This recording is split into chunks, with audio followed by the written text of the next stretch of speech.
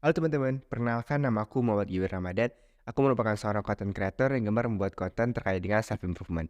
Aku ada di YouTube, di TikTok, dan juga di Spotify. Kali ini aku akan bahas terkait dengan pelajaran hidup yang bisa aku petik ketika aku mengurusi hewan ternak di kampung.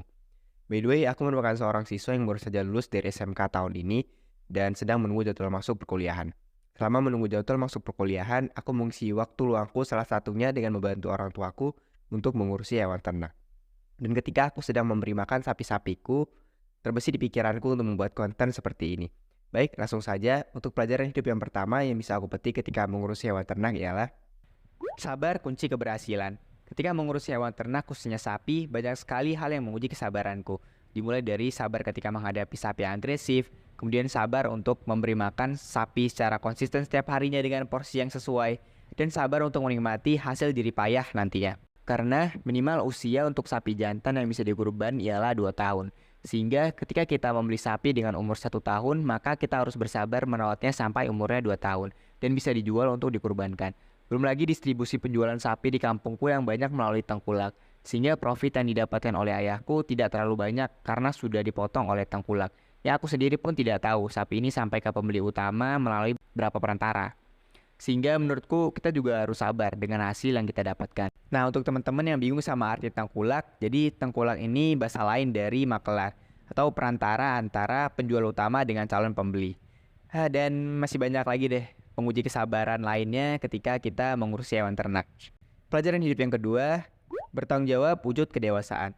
Ketika kita memiliki hewan ternak, tentunya kita jadi punya kewajiban untuk merawatnya, mengobatinya ketika sakit, memberi makan sesuai dengan porsinya, memberi fasilitas kandang yang nyaman bagi hewan, dan lain sebagainya. Sehingga memang diperlukan rasa memiliki dan rasa tanggung jawab yang besar ketika kita mengurusi hewan ternak. Belum lagi dengan latar belakangku yang notabene jarang untuk mengurusi hewan ternak orang tuaku. Karena sebelumnya aku bersekolah di luar kota.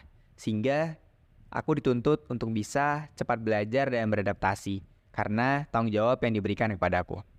Pelajaran hidup yang ketiga yang bisa aku dapatkan ketika mengurus hewan ternak ialah menyayangi makhluk ciptaan Tuhan.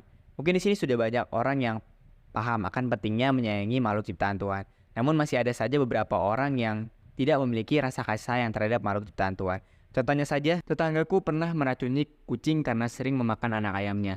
Kemudian bebek-bebek peliharaanku kakinya patah karena dipukul. Kemudian ada lagi, kejadian seekor sapi yang masuk ke ladang orang, kondisi tubuhnya terluka ketika pulang. Dan masih banyak lagi perbuatan-perbuatan orang di luar sana yang kurang bisa menghargai makhluk ciptaan Tuhan.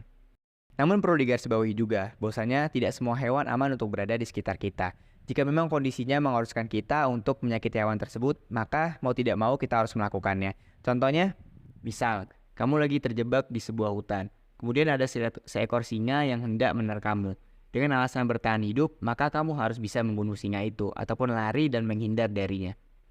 Dengan mengurus hewan ternak, maka akan timbul rasa kasih sayang kita terhadapnya karena kita sudah merasa memilikinya dan bertanggung jawab atasnya. Baik, sekian saja pelajaran hidup yang bisa aku petik ketika aku mengurusi hewan ternak. Mungkin hal ini tidak terlalu bermanfaat bagi teman-teman. Namun pada dasarnya pelajaran besar yang ingin aku sampaikan bahwa belajar tidak hanya terpaku ketika kita menenteng tas dan pergi untuk bersekolah. Namun setiap waktu, setiap tempat maupun setiap kondisi kita masih dapat belajar. Baik itu belajar ilmu akademik, ilmu hidup maupun ilmu agama. Selama kita masih bisa melihat sebuah hal dari skop positif, maka kita juga akan bisa menarik pelajaran yang ada di dalamnya. Jangan pernah berhenti belajar teman-teman, karena hidup tak akan pernah berhenti mengajarkan. Mahatma Gandhi pernah berkata, hiduplah seolah engkau akan mati besok, dan belajarlah seolah engkau akan hidup selamanya. Semoga bermanfaat, sampai ketemu pada video selanjutnya.